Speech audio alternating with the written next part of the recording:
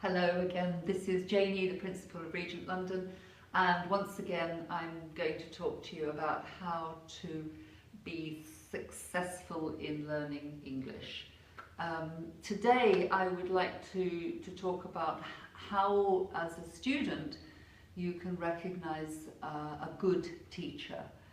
By good teacher I mean an effective teacher. That is somebody who doesn't just entertain you, be your best friend, get you through your lessons without getting bored. It means somebody who actually changes the way that you learn, so that at the end of the lesson you know more, you are more confident, you're more fluent than you were at the beginning. The first thing that a teacher should do is motivate. You need motivation from yourself, but your teacher should also make you want to learn, want to come to class on time, want to express yourself. It's a skill teachers have, and it's very, very important, motivating the students to want to achieve, because it has to come from both sides, the teacher and the student. The second thing sounds obvious in a way, but I don't think it is. Teachers need to correct your English when it is not as good as it should be, or when it's just plain wrong.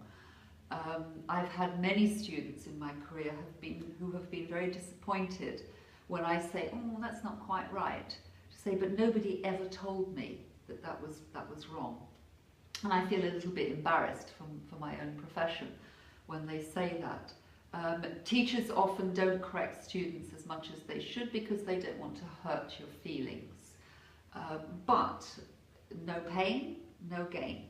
If you are not corrected when you say something that is wrong, or old-fashioned, or just not as good as it could be, the teachers are doing you a disservice.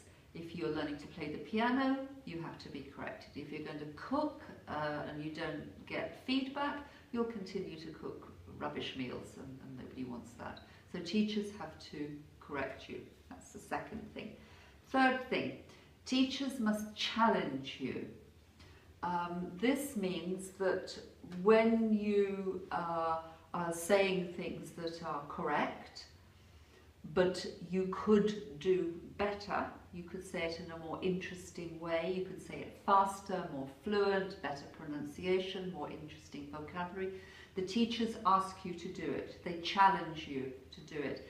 They don't allow you to be complacent.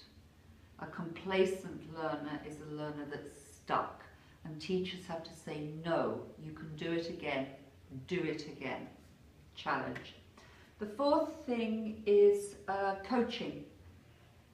In our Regent group, our teachers are coaches in the classroom, and they also deliver a coaching session with students one-to-one outside the classroom.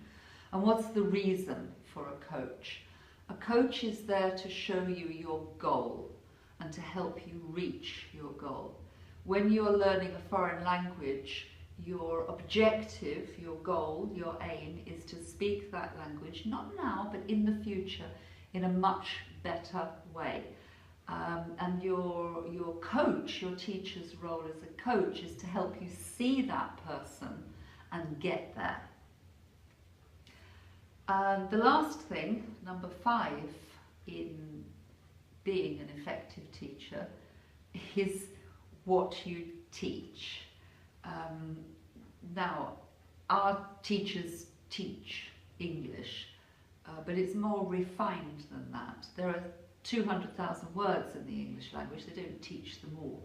We have English language structures that are rarely or infrequently used. You don't need to meet them very, very often. So the teachers have to filter the structure and the vocabulary that is pertinent and relevant to the class and used in the real world, and they have to focus on teaching students performance, because when you're speaking in a foreign language, your body language and your posture and your tone of voice are very important, and we have to make students understand that, or they're not fulfilling their potential. And those issues of what they're teaching and how they're teaching it are really important. Obviously, I think in Regent London, my staff, who are very experienced people, who have a lot of background in the world outside education, they fulfill all of these 5 criteria for what I believe is an effective teacher. Thank you very much. See you next time.